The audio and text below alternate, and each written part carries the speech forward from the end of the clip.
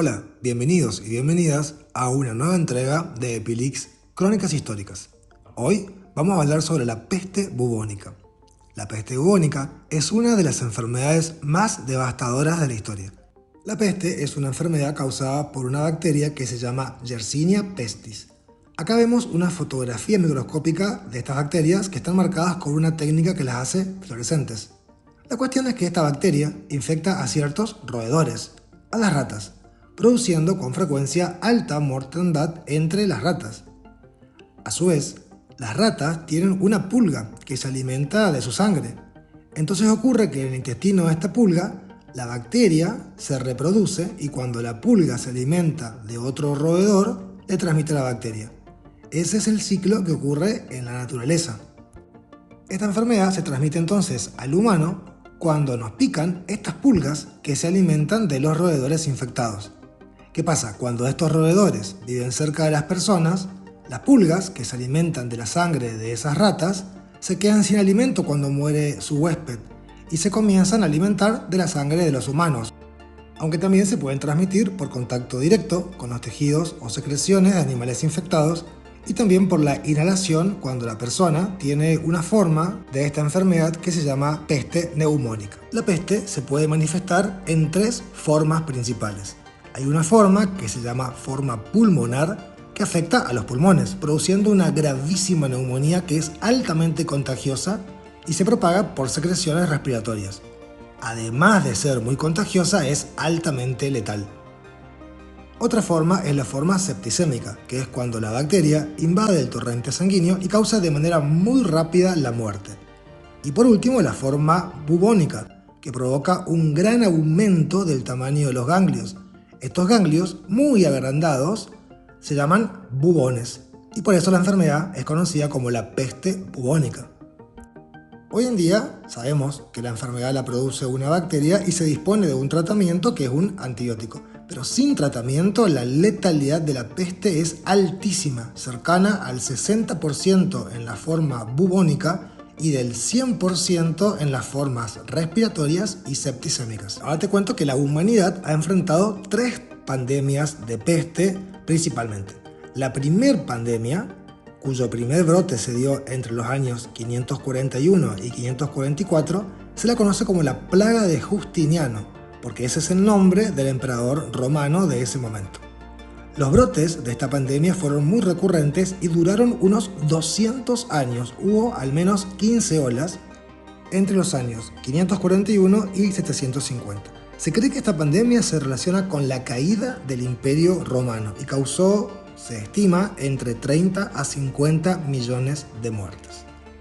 La segunda pandemia de peste bubónica, que ocurrió entre los años 1346 y 1351, el primero de muchos brotes, porque el último fue en el año 1844, se la conoce con el nombre de la Muerte Negra y devastó Europa, matando unas 200 millones de personas, que representan más o menos entre un tercio al 50% de la población europea de aquel momento.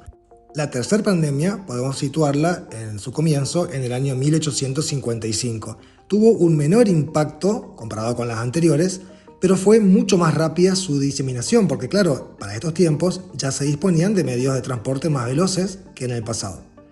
Además, ya en 1894 se conoció el microorganismo causante, la Yersinia pestis, y unos años más tarde, alrededor del 1900, ya se conocía el rol de los roedores y las pulgas en su propagación.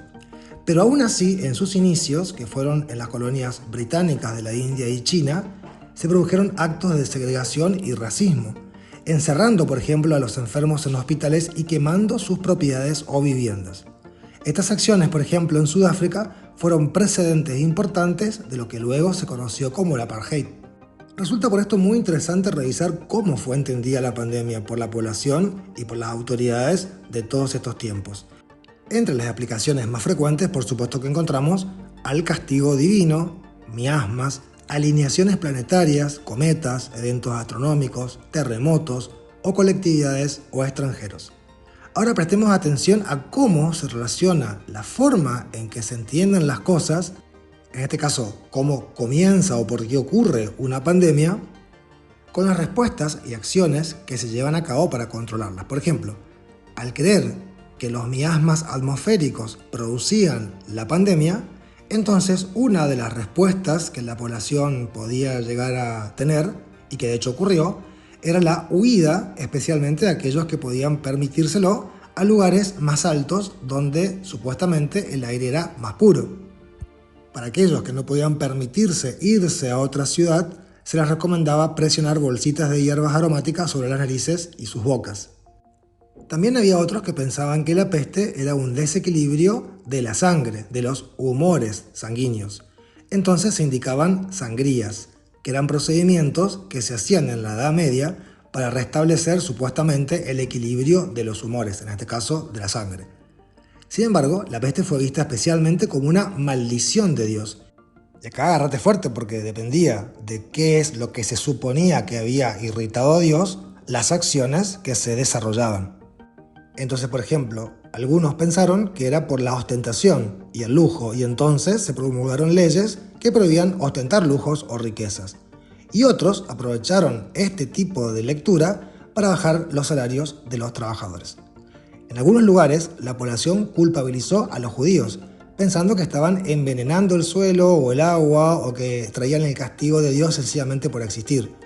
Por ejemplo, en 1349, en Estrasburgo, Francia, 2.000 judíos fueron quemados vivos y hubo más de 350 masacres de judíos registradas en todos esos años. Por otra parte, había otros que, dando todo por perdido, se entregaban al desenfreno disfrutando lo que podrían ser sus últimos días de vida con intensidad. Pero como dijimos, la verdadera causa de la peste es la bacteria Yersinia pestis. Esta bacteria infecta ratas, lo que causa la muerte de las mismas. Entonces las pulgas, que se alimentaban de la sangre de esas ratas y que por lo tanto tienen la bacteria, cuando muere la rata de la cual se alimentan, las pulgas saltan al huésped disponible más próximo y lo infectan. Con frecuencia este huésped es un huésped humano. Claro que era muy difícil en la Edad Media imaginarse este mecanismo de transmisión donde aún no se conocían los microbios. Además, implementaron muchas otras medidas que, si bien hoy nos parecen extravagantes, en aquellos tiempos tenían para las personas de esas épocas todo un sentido, de acuerdo a cómo se entendía el origen de la enfermedad. Pero tal vez una de las escenas más conocidas de la segunda pandemia de peste bubónica sea el movimiento de los flagelantes. Los flagelantes eran personas religiosas que recorrían Europa en busca de expiar el pecado colectivo, aunque sus prácticas, lejos de ayudar, aumentaron las tensiones sociales. Ellos iban de ciudad en ciudad en procesiones, y durante esas procesiones se reunían en las plazas de las ciudades y se flagelaban con correas de cuero con punta de piezas metálicas, con la esperanza de purgarse a sí mismos y a las personas de las ciudades de un supuesto pecado colectivo, apartando así, supuestamente, la ira de Dios, que se pensaba había descendido en la forma de la peste. La gente asistía a estos encuentros con mucha devoción y con frecuencia esos encuentros conducían a la persecución de judíos locales, de gitanos o de cualquier persona o grupo que fuera el sospechoso del origen de la ira divina. Fue recién en la tercera pandemia donde se conoció el papel de las ratas. Y te cuento otra curiosidad. En algunos lugares como en Río de Janeiro, los gobiernos pagaban por cada rata cazada. Entonces aparecieron los cazadores de ratas. Esa fue una medida que al principio funcionó y los casos de peste bubónica disminuyeron en la ciudad. Pero luego, algunos pensaron que entonces sería un buen negocio criar ratas para luego hacerlas pasar por cazadas y comenzaron a criar ratas para cambiarlas por reales. Esta última pandemia fue agotando lentamente sus casos, en parte porque conocemos el tratamiento, además que se disponen de raticidas e insecticidas que controlen las pulgas, y desde la década de 1990 que hay relativamente pocos casos a nivel mundial, la mayoría ocurren en regiones rurales de África. La peste es una de las mayores amenazas en la historia de la humanidad y nos enseña valiosas lecciones sobre la ciencia y las respuestas humanas frente a lo desconocido. Desde los primeros brotes hasta las medidas actuales, este viaje por su historia nos muestra cómo la ignorancia puede hacer grandes estragos y qué importante que es disponer de evidencias científicas para enfrentar estas amenazas. ¿Te suena familiar algo de esta historia con lo vivido en la pandemia de COVID-19? Déjanos tu opinión en los comentarios y no olvides de suscribirte para seguir explorando juntos las historias de las grandes epidemias del mundo. Hasta la próxima.